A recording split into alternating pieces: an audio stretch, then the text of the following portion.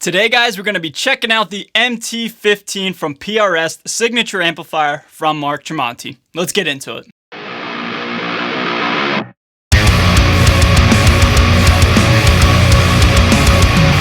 So what is going on, everybody? Thank you so much for joining me for today's video. My name's Ray. I'm a guitar player here on YouTube. I am so excited, so jacked up on coffee. Today's going to be a great day.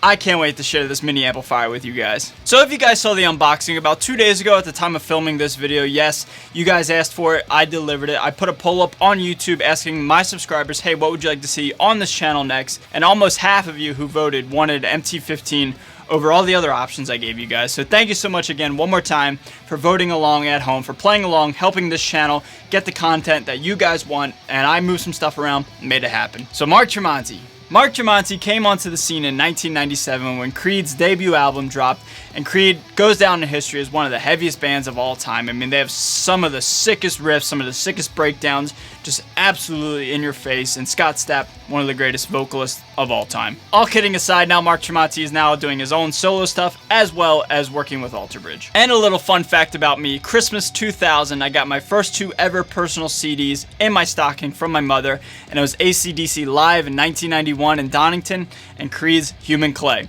So Mark Tremonti kind of has a little special spot for me in my heart. So the specs with this amplifier, you have 2 6L6 power tubes. Now right off the bat, that is something very, very unique for this amplifier, because a lot of the mini amplifiers have EL84s or some sort of variation of the mini style of power tubes. 6L6s aren't really seen too much in the mini amplifier side of things. And then for the preamps, you have 6, yes, count them, 6, 1, 2, 3, 4, 5, 6 preamp tubes, ECC 83s and or 12 AX7s. Next, you have 2 channels. First channel, clean channel, but what's really cool about this channel is on the treble pot itself, you pull it out, you have a little bit of a gain boost, so therefore you kind of have 2 channels on the clean channel, and the channel that I'm using the most of the majority of the time is the overall lead channel, or the heavy rhythm channel as I like to call it. So how today's video is going to work is, first I'm going to give you a full-on demo song with my 1992 guitar, and then we'll come back and I'll give you a full-on playthrough with my Ernie Ball Music Man Stingray Stealth, the guitar that I'm trying to fall in love with. You know, I'm kind of not really feeling it at the moment, but I'm going to give it another shot. And then after that, guys, we'll come back, we'll talk about the positives and the negatives of this amplifier, and my overall summary of the Mark Tremonti MT15 from PRS. So let's get to the demo.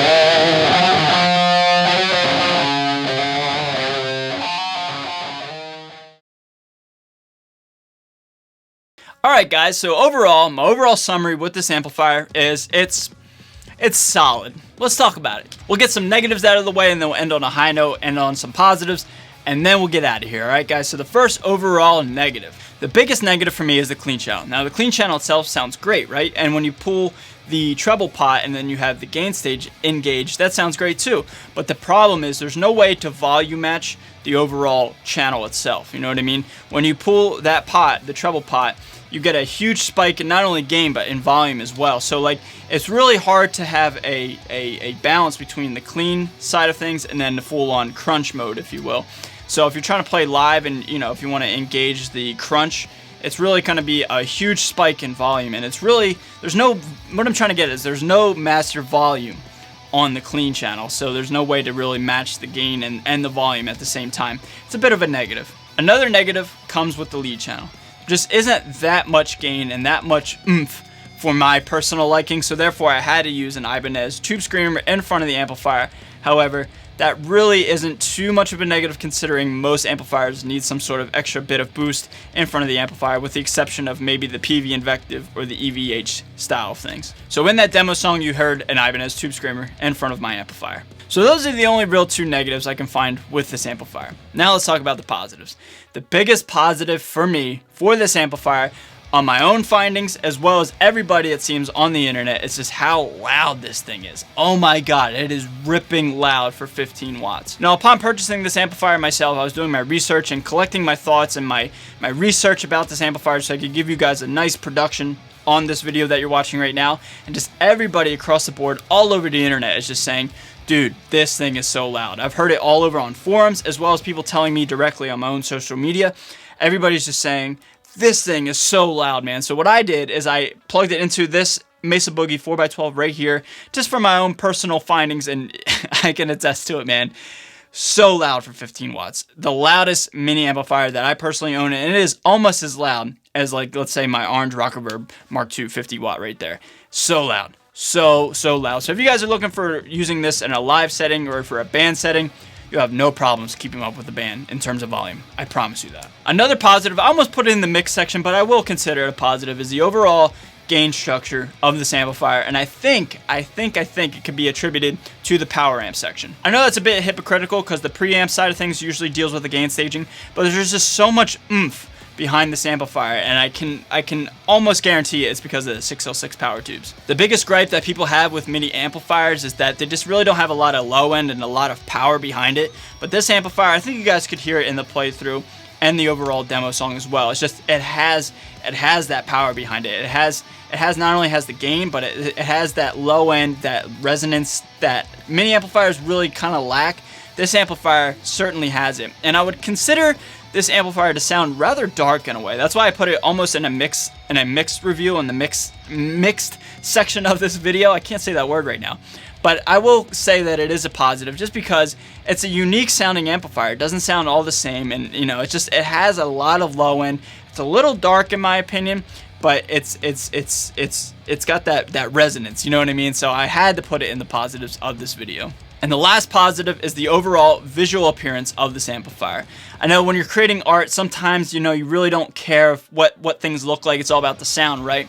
But my father always said when I was playing sports, you look good, you play good, right? Well, if you look good with your gear, you have nice gear that looks cool to you, it is inspiring. You can't deny it. You don't want to play something that looks crappy. At least I personally don't. I like stuff that looks cool and it inspires me, and I just think this amplifier, this PRS Mt15, looks absolutely killer. Not only does it look really, really mean and aggressive and metal, literally with the metal exterior, but the cool little feature of the LED lights changing from red to blue when you switch the channels, it looks cool, man. It lights up the room when there's not a lot of lights around. It just looks cool, man. It's inspiring. It's something that would look really, really cool on stage. It's kind of like the Hughes and Kettner side of thing, you know what I mean? With that bright blue glass in front of the amplifier. This PRS Mt15 kind of looks the same way, right? Just when you have it in low lighting, the red or the blue, depending on the channel, really shines through. It looks cool, and like I said, it's inspiring. It doesn't look bad, you know what I mean? So I like having it lit up in low lighting in my studio. It just looks cool. But overall, guys, it is not my favorite mini amplifier that I've ever played. Like I said, it is solid. I still think my Orange Gym Root and my Mesa Boogie Mark V 25 are a little bit better, just the overall sound and just gain structure. However, it is nice to have it in the arsenal. And again, especially if you're trying to save up some money and have something that you can play live, the MT15 is certainly the amp for you. So guys, what do you guys think of the amplifier? Leave all your thoughts down below. For the people that own this amplifier, I've heard nothing but great things from those of you who have reached out to me, so I really appreciate that. But if you don't own it, or if you've not yet played it, what are your thoughts? Leave it all down below. What did you think of the demo song? What did you think of the playthrough? Leave everything down below in the comments, and we will have a nice discussion down there. All my albums and EPs are down below, as well as my social media, to include Instagram and Patreon, which is a great way to get your name featured in a future video and help this channel grow. Follow Luna Muerta on Spotify. It's been doing really well lately, and I really appreciate all your guys' support with that. I'm out of here, guys. Stay metal. I will see you guys next time. Thank you again for everything that you do for me. Later, guys.